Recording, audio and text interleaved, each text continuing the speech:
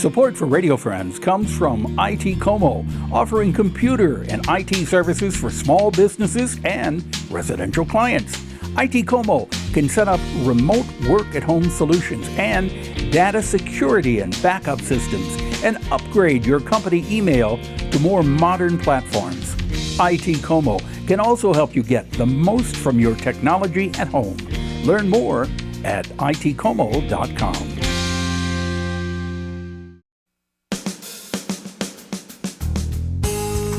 Good morning and welcome to Radio Friends on Friday, March the 10th. We're going to talk about computers today. Robert Ricketts from ITCOMO is with us. Good to have you here. Good to be back. Thank you. Our resident computer expert. That's right. And you know, computers have now pretty much taken a big part of our life. It would be hard to get along without a computer. You probably couldn't get along at all without a computer. Right. So many things, you really need that these now, days. Computers last how long? Well, if they're taken care of, you might get 7-8 years of useful life from a computer. When I told you mine's 10 years old, he said, it's time for you to get a new computer. That's right. Yep. All right, so let's talk about people who are in my category. Maybe they got a computer that's 8 or 10 years old, and you're looking for a new computer. So what do you look for? What should people look for when they're buying a laptop, the specifications? That's right. So laptops are what people are buying these days. I mean, offices may use tower computers, desktop, but laptops are really what people want these days. So brand for the laptop doesn't really matter. Lenovo, Dell, HP, that's not really important. The specifications are important, and that's what we want to talk about today. Okay, so what CPU or processor? Right. Well, CPU, is that the same as processor? That's right. Central Processing Unit is what CPU stands for. It's the brain inside the computer and probably one of the most important specs. So what do you look for there? So I've got several recommendations for budget-minded laptop, for folks where money is a top priority. There's middle-of-the-road laptop where you're going to get the best bang for the buck. Or if money's no object, you can spend a little bit more and get that top-performing laptop. So for the CPU, for the best bang for the buck laptop, will be an Intel Core i5 CPU. Okay, what's the difference between, I see, because I was looking, there's the i3 and the i5. Right, and the i7, and even the i9, which we won't get into that. But you say i5 is the... That's the sweet spot. So the i3 is a budget CPU and is notably slower, still okay, but it's a little bit slower, whereas the i5 represents a big jump in performance. And do you need an i7?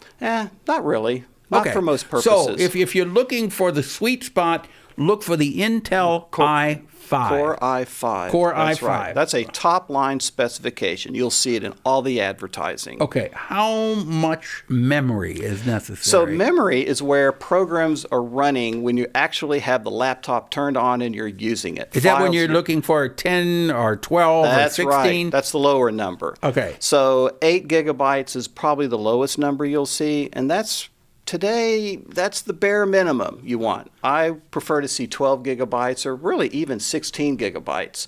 And the reason is because most of us are on the internet. Okay. And web pages are way more complicated today than they were just 5 years ago. Okay, I'm writing this down because I'm going to have to be in the market here. That's so right. I want i5, Intel i5. That's right.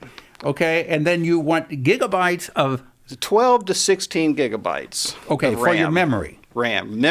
RAM stands for Random Access Memory, and that's the memory where your files are stored while you're using them. So Web 12 to pages 16 are stored. Is okay? Yes, 12 to 16 is then, fine. How much storage? Now, people get confused there. Yep. Because I get confused with memory and storage. So storage is what? So storage is where your files live when you're not using it, when the computer's off. Storage doesn't forget. It maintains its memory, so to speak, while the machine is off, and is also where your bulk of your files are stored while you're not using it. So how much storage should you have? So minimum, I would say 512 gigabytes on a middle-of-the-road laptop. That's enough for many, many thousands of pictures, quite a few hours of video.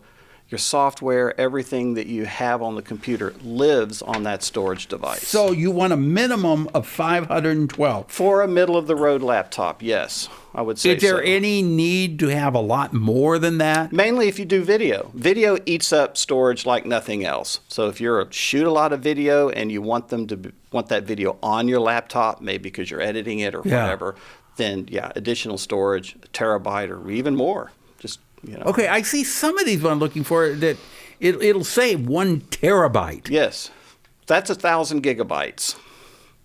Now, is that in the computer Yes. itself, or is that an addition? Inside the computer. If you really have huge storage needs, you can plug in external storage devices. Kind of a different conversation, but that's possible as well. Okay, so again, clarify there. The RAM is The RAM is the active memory. Okay. That's the 12 to 16 and that's gigabyte what runs number. the computer. Yep. And the Storage.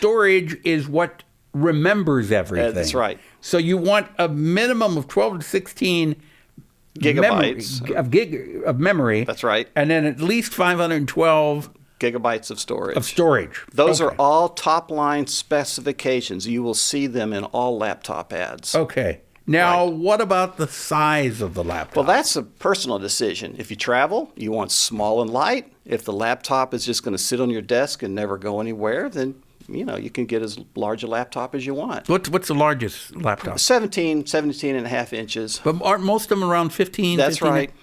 Now, my That's laptop the is sweet spot yes, again. That's right. The screen is big enough that it's useful, yet it's still portable. To me, I travel, I fly a lot. I want small and light. So you use the smaller one. That's right. Okay. And then the other thing that I discovered is laptops now don't come with CDs That's anymore. right, because no one needs them really. If you need a CD, you can get an external plug-in drive for $30 or so. Yeah, and it works just as well. That's right. But when you don't need it, you unplug it and you don't have to carry it with you. Okay, that's so that they can make the laptop thinner, slimmer, and lighter. Right. And the other thing, if maybe you don't realize, but they don't come with the Ethernet connections anymore, do they? Most of them don't. So if you wanted to plug your new laptop, directly into the Ethernet, you have to buy an adapter. That's right. Adapters are on Amazon. They're $20 or so. And you don't have a problem with that. Nope. They work And fine. without not having the CD burners. Nope. I don't ever use the CDs now. Okay.